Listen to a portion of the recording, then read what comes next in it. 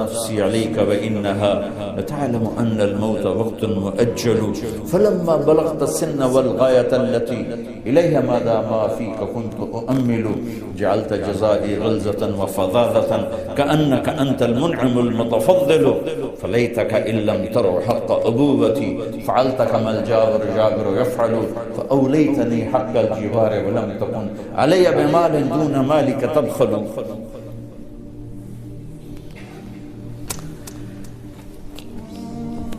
کیا کلام ہے، میں کہاں سے ترجمہ کروں؟ کہا بیٹا جس دن تو پیدا ہوا تھا نا اسی دن سے ہم نے اپنے لیے جینا چھوڑ دیا. ایک پیو دی فریاد بچے بھی بیٹھے ہو، پیو بھی بیٹھے ہو، والدین بھی ہیں، اولاد بھی ہیں. اولادوں کو پتہ نہیں ہوتا کہ ماں باپ کتنا دکھ اٹھاتے ہیں. بیٹا جس دن تو پیدا ہوا تھا ہم نے اسی دن اپنے لیے جینا چھوڑ دیا. ہم نے تیرے لیے جینا شروع کیا، تجھے راحت پہنچانے کے لیے تکلیفوں سے ٹکر لے کر، تجھے گرم رکھنے کے لیے سرد ہواؤں کے تھپیڑوں سے لڑا، تمہیں ٹھنڈک پہنچانے کے لیے تپتی ریت میں تپتی ہواؤں سے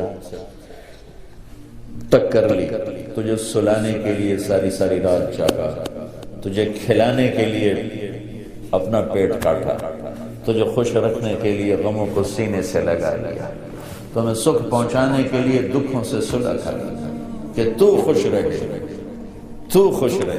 تیری خوشی دیکھنے کے لیے اپنے آپ کو مشقت کی چکی میں پیس کے رکھ.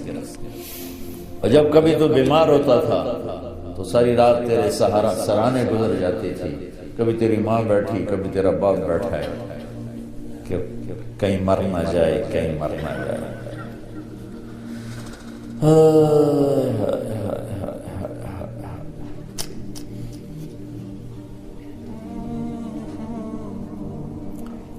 اور حالانکہ موت کا وقت تو مقرر ہے، اپنے وقت پر ہی آنا ہے، لیکن تیری بیماری ہزاروں شک پیدا کر دیتی تھی.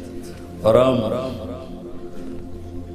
یوں تیرے سرانے بیٹھ کر کبھی تیرے رب کو پکارتے، کبھی دوا دارو کی طرف بھاگتے، کبھی اللہ کو پکارتے، کبھی ڈاکٹروں کے پاس جاتے کہ ہمارا بچہ بچ جائے. حالانکہ موت نے تو وقت پر ہی آنا ہوتا ہے، لیکن تیری بیماری ہمیں تڑپا دیتی، رلا دیتی، پگھلا دیتی، کھلا دیتی. اس طرح دن رات کی چکی چلی. زمانے کی گردش نے میری ہڈیوں کا رس نکالا اور تیری ہڈیوں میں ڈالا. میرے بال سفید ہوتے گئے، تیری جوانی پروان چڑھتی گئی. اور دن رات کی مشقت نے تیری کمر کو سیدھا کیا، میری کمر کو ٹیڑھا کر دیا. تو طاقتور بن گیا، میں لاٹھی پہ آ گیا. تیری جوانی ایک درخت بن گئی سرسبز، اور میری زندگی کے درخت کے سارے پتے جھڑ گئے. تو مجھے خیال آیا کہ جیسے میں اس کی انگلی پکڑ کے چلتا تھا، اسے کندھے پہ بٹھا کے چلتا تھا، اسے گود میں لے کے بیٹھتا تھا، اس کو ہاتھوں پہ اٹھا کے چلتا تھا، اس کو بیٹھ کے اس کے کپڑے بدلتا تھا، اس کو کھانے کھلاتا تھا، اس کو اسکول چھوڑنے جاتا تھا، اسکول سے لینے جاتا تھا. تو اب میری کمر جھک گئی ہے، تو اب یہ میری لاٹھی بنے گا. میں اس کے ہاتھ پکڑ کے چلا، بھی میرا ہاتھ پکڑ کے چلے گا. میں اس کا آسرا بنا، بھی میرا آسرا بنے گا. لیکن میرا بیٹا تیری تو آنکھیں سر پر چلی گئی، ماتھے پہ چلی گئی، اور تو مجھے ایسے دیکھنے لگا جیسے میں تیرا باپ نہیں، تیرا نوکر ہوں. تیری آنکھوں کے تیور بتانے لگے کہ شاید میں تیرا باپ نہیں. تو میں تنہائی میں بیٹھ کے سوچنے لگا کہیں میں نے خواب تو نہیں دیکھا تھا کہ میں اس کا باپ ہوں، چونکہ اس کا رویہ تو یہ بتا رہا ہے کہ میں نوکر ہوں، یہ مالک ہے. اور میں اپنے 30 سالہ خواب کو جھٹلاؤں یا اس کو دیکھوں. تو پھر مجھے خیال آیا کہ ہاں واقعی یہ مالک ہے، میں نوکر ہوں. لیکن نوکروں کو بھی تو کوئی نہ کوئی پوچھ ہی لیتا ہے بیٹا. ارے مجھے نوکر سمجھ کے ہی پوچھ لیتی، مجھے پڑوسی سمجھ کے پوچھ لیتی۔ ایک پڑوسی سمجھ کر ہی میرا حال پوچھ لیتی، اور یوں اپنے پیسے کے بارے میں حساب کتاب نہ کرتے جیسے تو نے اللہ کے نبی کو حساب کتاب سنایا۔ میں ان اشعار میں اتنا درد ہے کہ میں جتنا بھی تعبیر لاؤں نا میں اس کو ادھر شفٹ نہیں کر سکتا۔ آپ اس سے اندازہ لگاؤ جو میں بتانے لگا کہ اللہ کے نبی کا روتے روتے برا حال ہو اور داڑھی آنسوں سے سر ہو، اتنا روئے کہ داڑھی آنسوں سے۔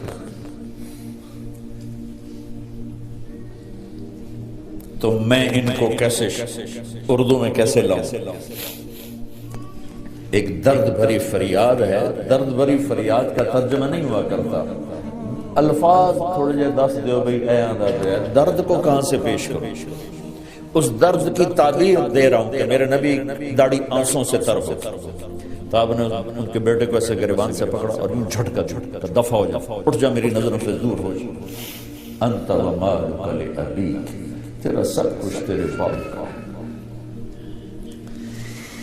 بتانا تو میں یہ چاہ رہا تھا کہ میرا اللہ سننا کتنا طاقتور، سننا کتنا طاقتور دیکھنے والا ہے، پھر ہم اس کو للکارتے ہیں کبیرہ گناہوں کے ساتھ، اور پھر وہ ہمارے اوپر پردے ڈال دیتا ہے، پتہ نہیں لگتا۔